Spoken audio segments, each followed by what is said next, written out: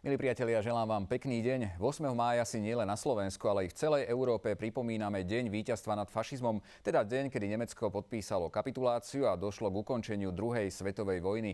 Ruská federácia si tento deň ukončenia najhrozivejšieho svetového konfliktu v histórii pripomína práve dnes 9. mája. Aj preto som si dnes do štúdia pozval veľmi vzácneho hostia, s ktorým sa porozprávam o dôsledkoch vojny, ktorá napísala politickú mapu, ako ju poznáme prakticky dnes. Mojím hosťom je teda veľvyslanec Ruskej federácie na Slovensku, pán Pavel Maratovič-Kuznecov. Želám vám pekný deň, vitajte. Dobrý večer. Som veľmi rád, že ste prišli k nám do štúdia a porozprávate sa so mnou práve o dôsledkoch tej druhej svetovej vojny, čo bude isto veľmi zaujímavé aj pre našich televíznych divákov. Chcem sa možno na úvod opýtať, ako som spomenul na úvod, druhá svetová vojna je najväčší, alebo bol najväčší a najhrozivejší vojnový konflikt. Zomreli milióny ľudí, niektoré ešte stále škody na majetkoch sa nedajú vyčísliť ani po tých rokoch. Prečo je možno nutné aj pre mladšiu generáciu stále hovoriť o dôsledkoch práve takéhoto konfliktu? Poprvé, využívajúc túto príležitosť, chcel by som privítať všetkých divákov teatry so 69. výročím ukončenia druhej svetovej vojny s veľkým a svätým pre všetkých nás sviatkom Dňom víťazstva. Je potrebné a nutné hovoriť o druhej svetovej vojne, o jej, aby takéto tragédie viacej sa nezopakovali v dejinách ľudstva. Je to naša povinnosť pred miliónmi tých, ktorí zahynuli v bitke s fašizmom. Jedným z najväčších dôsledkov druhej svetovej vojny my musíme pamätať aj teraz, aké tragické následky, hrozné následky môže priviesť nároky na svetové vládnutie svetom a vyrábať tlak na nezávislé suverénne štáty a národy. Второй необходимый урок. Druhý výsledok z tohoto treba to, aby sme nepripustili zrodenie novú ideológiu, fašistickú ideológiu. Bohužiaľ, v poslednom období my vidíme, že v niektorých a zároveň aj v európskych štátoch idei ultranacionalistických hnutí, idei neonacizmu, xenofóbii, antisemitizmu, oni nadobúdajú väčších a väčších privržencov. S tým treba bojovať, alebo sú principiálne hodnoty, cez ktoré sa nedá prekročiť. A jedno z týchto hodnot malo byť to, aby toto bolo nepripustné, takáto ideológie neonacizmu, neofašizmu. Tak ako ste povedali, išlo najmä o porazenie fašizmu, samozrejme, a možno k tomu prispelo, a to už sa vás budem pýtať, aj podpísanie dohody medzi Spojenými štátmi, ešte vtedy Sovietským zväzom a takisto Spojeným kráľovstvom, kde teda sa tieto tri veľké mocnosti spojili. Nie je možno práve takáto cesta, diplomatická cesta možno v tomto prípade, tou ukážkou, ako by mali politici postupovať a mocnosti, že spojiť sa pre správnu vec, pre porazenie toho fašizmu? Samozrejme, fašizmus bol nepriateľom všetkých štátov v tom období a civilizované krajiny museli sa spojiť, aby sa bojovali spoločne s týmto zlom. Myslíte si asi dohody 1942 roku medzi Sovietským zväzom a Veľkou Britániou a USA o otvorení druhej fronty? ktorý bol vlastne otvorený až v lete 1944 roku. Druhá fronta sa v skutočnosti odohrala veľkú úlohu vo víťazstve nad fašizmom a preto to rozhodnutie vlastne bolo zabezpečené značne skôr, v skoršom období. Vlastne ten zlom nastal Stalingradskou bitva, vtedy, keď sa zastavilo pohyb fašistických armády na východ a vtedy začal vlastne proces vyhnatia fašistických vojsk z územia Sovietskeho zväzu. Sme veľmi vďační našim západným spojencom za otvorenia druhej fronty, ktorá samozrejme urýchlila víťazstvo nad fašizmom, ale základné bojska a osud druhej svetovej vojny a osud Európy samozrejme sa odohrala na východných hraniciach, na východnej fronte. Treba len spomenúť čísla, že na západnej časti našim spojencom vlastne proti nim išlo 60 vojenských nemeckých divízií, ale na východnom fronte toho bolo okolo 240 vojenských divízií Nemecka. Ja by som sa možno posunul teraz ďalej ku koncu vojny. Je to práve 9. máj, kedy Ruská federácia si práve dnes pripomína ukončenie, aj napriek tomu, že v Európe je to 8. Možno aj tomu sa ešte budeme venovať, prečo je to tak, ale ja by som sa opýtal možno na zhodenie 2 atómových bomb, ktoré teda ukončili definitívne tento vojenský konflikt. Bolo to v auguste roku 1945. Ako vnímate vlastne použitie možno týchto atomových bomb, alebo všeobecne, ako vnímate používanie jadrového arzenálu vo vojnových konfliktoch?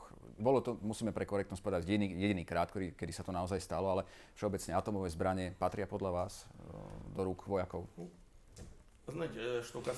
Viete, čo sa týka jadrového bombardovania na Hirošimu a Nagasaki, v spoločensko-politických a politických kruhoch celého sveta doteraz sú veľmi tvrdé diskusie, bolo to potrebné alebo nie. Bolo to zdôvodnené, ktoré hovoria, že áno, oni napomáhali urýchlenia druhej svetovej vojny. Tí, ktorí považujú, že tie bombardovanie boli nesúhlasia s tým. Oni hovoria o tom, že vojna aj tak sa približovala k ukončeniu. Ale samozrejme etická strana použitia jadrových zbraní, v dôsledku ktorého len za 2 dní v týchto mestách celkovo zahynulo okolo 200 000 mierneho obyvateľstva. A preto samozrejme všetci sa spoliehajú na to a všetci myslia, že musíme robiť to všetko, aby tie jadrové bombardovanie 45. roku, aby to bolo prvý aj posledný príklad v dejinách ľudstva použitie jadrových zbraní. Napokon po vojne bola podpísaná dohoda o nešírení jadrových zbraní. Napriek tomu sú krajiny, ktoré túto dohodu nepodpísali, prípadne z nej teda ju neskôr vypovedali, ako napríklad Severná Kórea, ale sú tam aj ďalšie krajiny, ktoré teda vlastnia jadrový arzenál. Myslíte si, že tieto krajiny sú pre svet momentálne nebezpečné?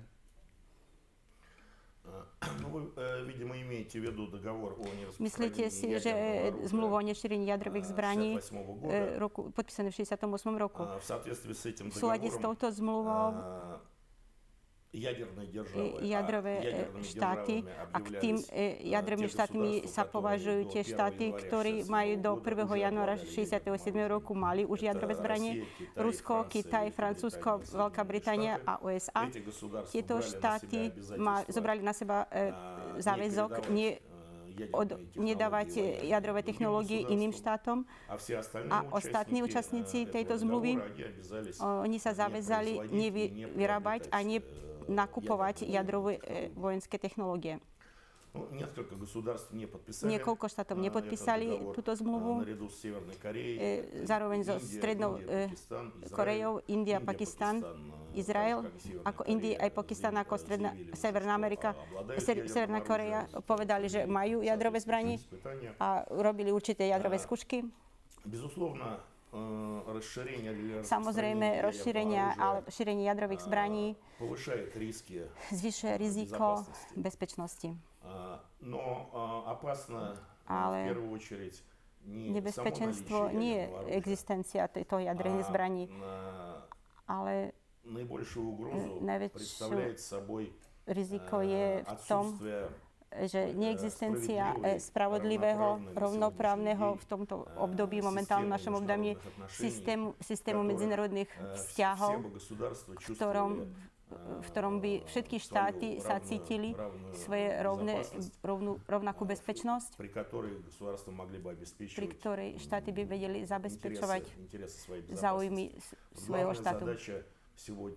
Dôležitou úlohou terajšieho obdobia je vypracovanie takéhoto systému jednotného, nedelимého bezpečnosti v celom svete. Pán Kuznecov, dnes sa spoločne rozprávame o dôsledkoch druhej svetovej vojny, možno aj v rámci politickej mapy, ale aj niektoré organizácie vznikli bezprostredne po skončení tejto vojny, pretože, ako som spomenul, bol to veľmi zlý vojenský konflikt aj z hľadiska počtu obetí. A takto vznikla aj Organizácia spojených národov, organizácia, ktorá prakticky funguje dodnes. Myslíte si, že tá organizácia si plní svoje úlohy v rámci svetového mieru, čo je hlavná priorita, dostatočne, aj v súvislosti s tým, že máme veľmi veľa vojnových konfliktov momentálne na svete? Možno kritikovať organizáciu. Dá sa kritizovať OSN, ako ona funguje. Ale fakty zostávajú faktom, že k terajšiemu obdobiu, na terajší deň, Organizácia spojených národov je jediná organizácia, alebo jediný mechanizmus na vypracovanie kolektívnych rozhodnutí v oblasti, samozrejme v oblasti bezpečnosti. Lebo v povojnovom období, keď vznikala Organizácia spojených národov a sa vytváral štatút Organizácie spojených národov, v tomto dokumente vošli ustanovenia a princípy, ktoré aktuálne aj v terajšej dobe. Aktualita a ich hodnota sa zvyšuje aj v terajšej dobe. To je rovnosť štátov, zvrchovanosť právo v medzinárodných vzťahoch, kolektívne metódy prijatia rozhodnutie, úcta k suverenite a celostnosti štátu. Teraz v podmienkach globalizácie celého sveta, v podmienkach policentrického sveta, Organizácia spojených národov je jedinou organizáciou, ktorá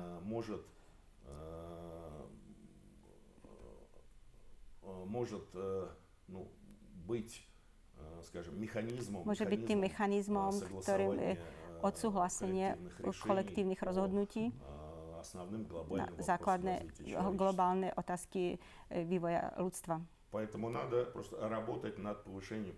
A treba pracovať nad zlepšením efektivity práce Organizácie spojených národov a vrátiť sa k tým prámeňom tejto organizácie, k štatútu tejto organizácie, ktoré boli vypracované v prvé povojnové obdobie. Po skončení vojny však došlo, napriek tomu, že sme už spomínali dohodu medzi aj teda Sovietským zväzom a Spojenými štátmi v boji proti fašizmu, bolo tam aj Spojené kráľovstvo, ale predsa len po vojne došlo už k trošku mocenským nezhodám medzi východným a západným blokom, čo viedlo v konečnom dôsledku až k studenej vojne, ktorá sa skončila rozpadom Sovietskeho zväzu v roku 1991. Teraz sa tento pojem studená vojna dosť často skloňuje aj v súvislosti s aktuálnym vývojom na Ukrajine. Myslíte si, že samozrejme, tá studená vojna je veľmi krajné riešenie, ale myslíte si, že by mohla byť opäť nastolená táto studená vojna? Je to reálne podľa vás? V súvislosti s tým aktuálnym vývojom? Bohužiaľ, po ukončení druhej svetovej vojny vývoj medzinárodných vzťahov išlo nie po ceste, na ktoré sa počítali tí, čo vytvárali Organizáciu spojených národov, ale systém medzinárodných vzťahov bola nejakej protirečiach medzi veľkými štátmi a týmito boli Sovietský zväz a Amerika medzi dvomi politickými blokmi. Po ukončení studenej vojny v 90. rokoch boli pokusy vytvoriť jednopolárny svet,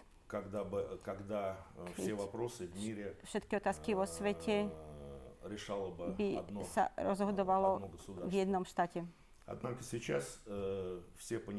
Ale teraz všetci chápu, že ani jeden štát alebo skupina štátov nie sú schopní regulovať otázky svetového vývoja. A momentálne teraz ide formovanie policentrického sveta. A v týchto podmienkach je potrebné pracovať nad vypracovaním skutočne spravodlivého a rovnoprávneho systému medzinárodných vzťahov na základe dodržiavania práv noriem medzinárodného práva.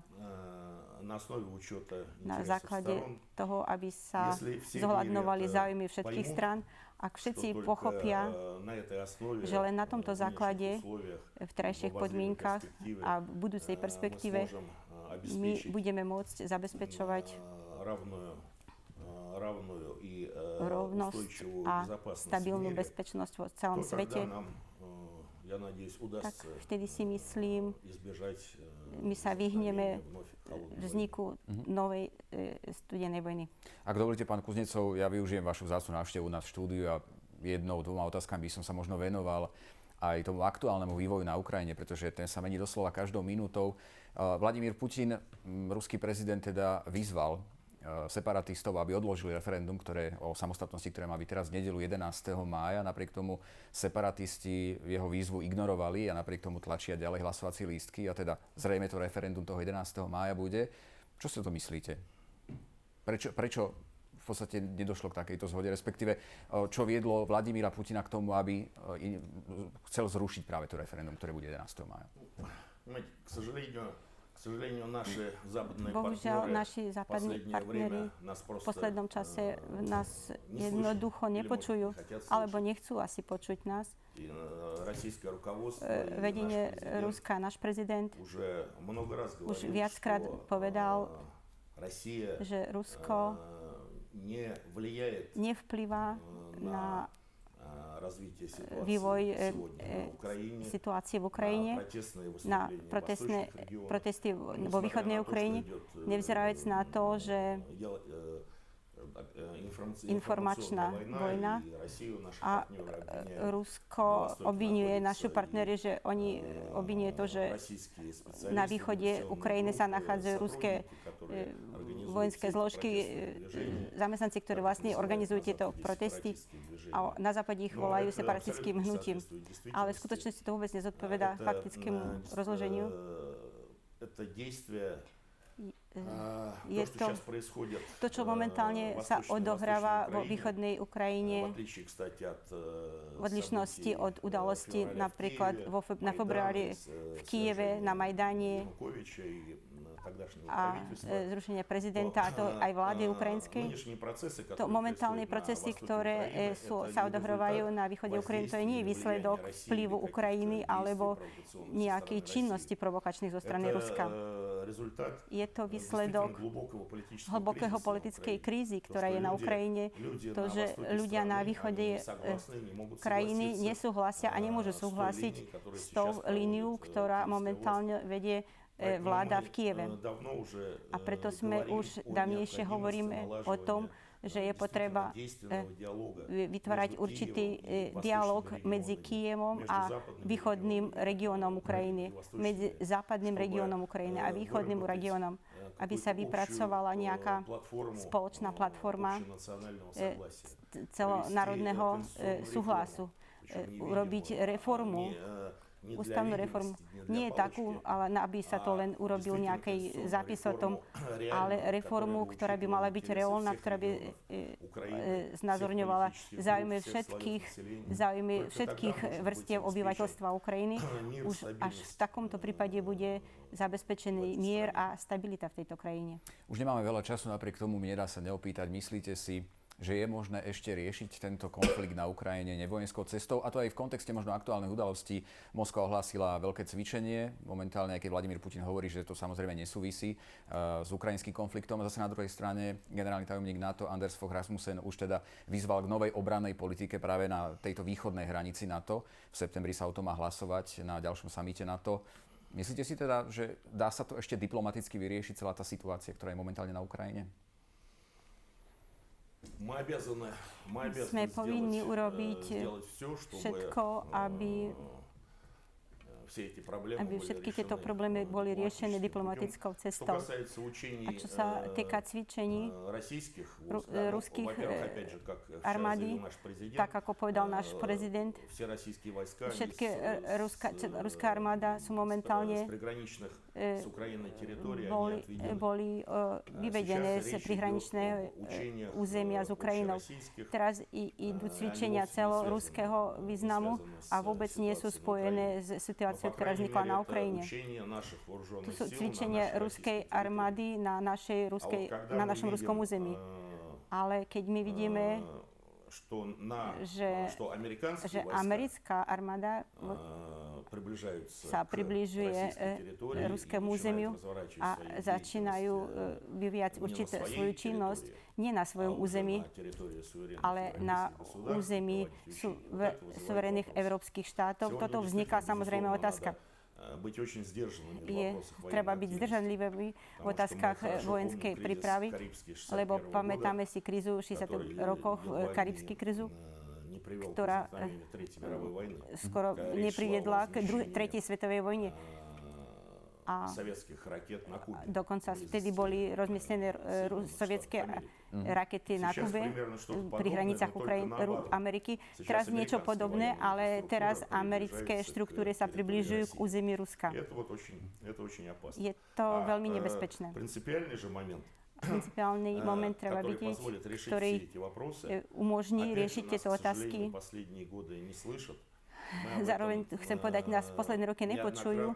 My viackrát už hovoríme o potrebe vypracovania nového systému vytvorenia rovného, jednotného, nedelíme o bezpečnosti na euroatlantickom priestore. Rusko, Európa a Severná Amerika. Bohužiaľ, naše výzvy vytvoriť takýto systém cestou zatvorenia určitej zmluvy, ktorý bude právne záväzný pre všetky strany, sa stretli zatiaľ s nepochopením našich partnerov. Bohužiaľ, máme poslednú minútu, preto vás naozaj poprosím teraz o veľmi stručnú odpoveď. Ja som tú otázku napokon slúbil, takže ju musím, aby som bol korektný, položiť. V Európe sa teda pripomína deň ukončenia druhej svetovej vojny 8. mája. Naopak Ruská federácia je to 9. Je o tom množstvo diskusí na internete. Môžete nám stručne povedať, prečo je to tak? Prečo je ten dátum rozdielny? Je veľa myšlenok z tohto dôvodu. Podľa strednoeurópskeho času to bolo ešte 8. maja, ale podľa moskovského času to už bol 9. maj. Super, ďakujem veľmi pekne, že ste si našli čas na našich divákov. Všetko dobré vám prajem. Спасибо большое.